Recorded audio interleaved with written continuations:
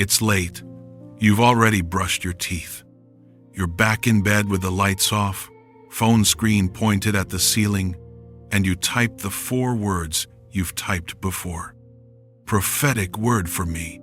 You scroll past the first 3 thumbnails because you've already watched them. You click the 4th one. A stranger says, "I felt led to tell someone watching this."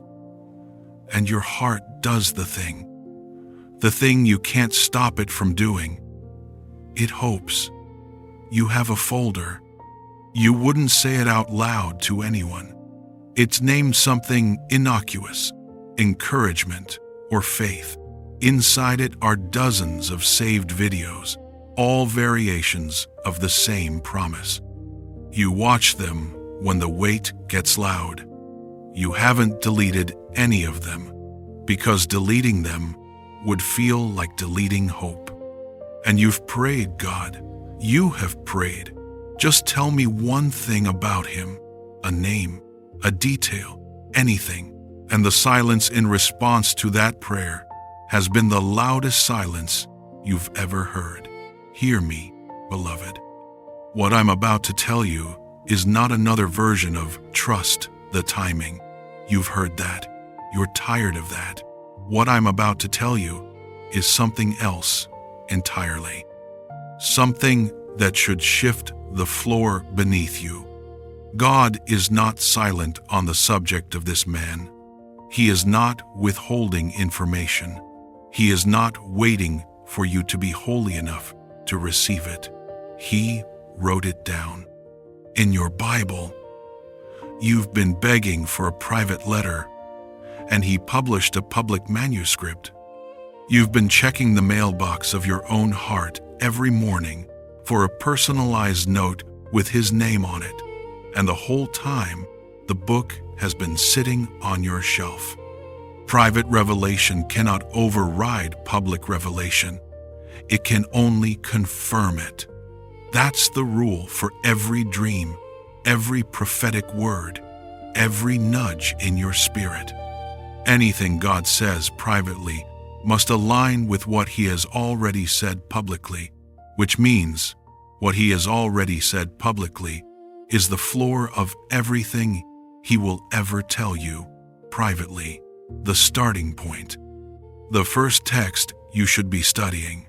And the manuscript is more specific than you realized. Open Psalm 112. Most women have never read it as a husband portrait. They read it as a generic righteousness psalm and move on. But read it slowly tonight. Blessed is the man who fears the Lord, who finds great delight in his commands. Start there. His foundation is not you. It is not his career, his reputation, or how he feels on a given morning. He fears God, which means everything else in his life is being measured against a standard you didn't have to set, and a standard he cannot lower for you. You will not be the thing holding him together. God already is. He is gracious and compassionate and righteous. His masculinity is generous, not extractive. He gives, he sees. He doesn't take up all the air in the room. And then read this verse slowly, because this verse alone is worth everything. He will have no fear of bad news.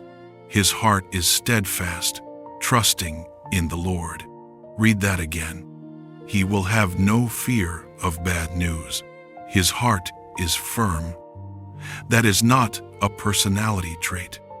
That is a man whose nervous system has been re-anchored to God instead of to circumstance. The kind of man who, when your diagnosis comes, when your father dies, when your child is in the ICU, when the plan collapses, does not collapse. His heart is firm, because it was firm before he ever met you. This is not a wish list. This is not a dating app filter. This is God's own description of the man he plants and prospers, the man He gives.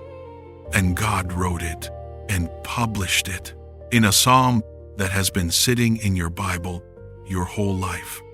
But Psalm 112 only shows you the outside. It shows you how He moves through the world, how He holds His money, how He handles crisis. It doesn't show you what is happening inside Him before He ever crosses the threshold of your life. For that, you need Job 31. Most people read Job for the suffering. Almost no one reads Job 31.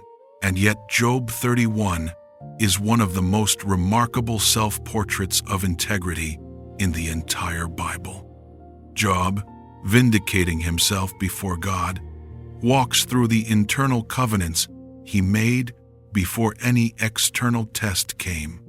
And the very first one he names is this: I made a covenant with my eyes not to look lustfully at a young woman.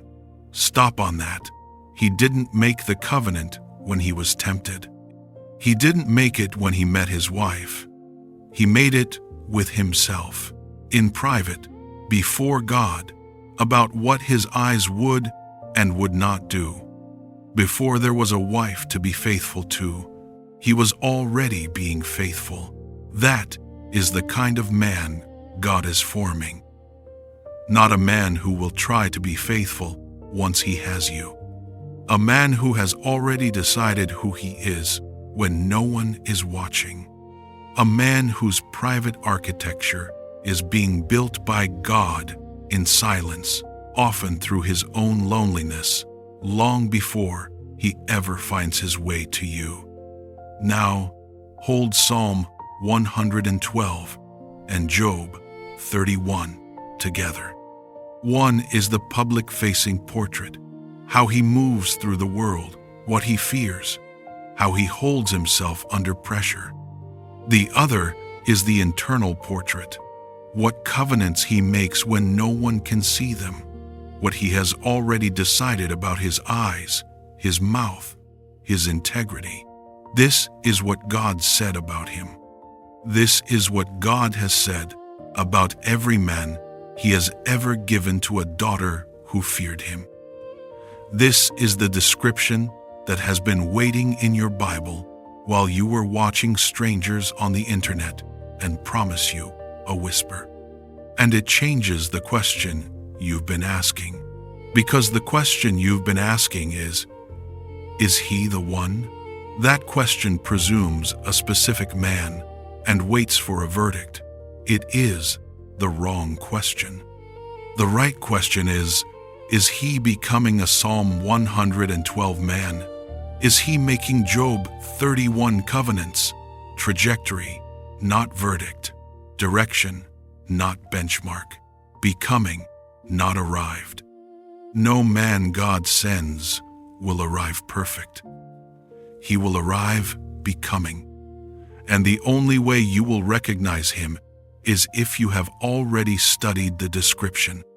Now hear this, and this is the part most teaching on this subject leaves out. The same God who described him already saw you. Psalm 139. You saw my unformed substance.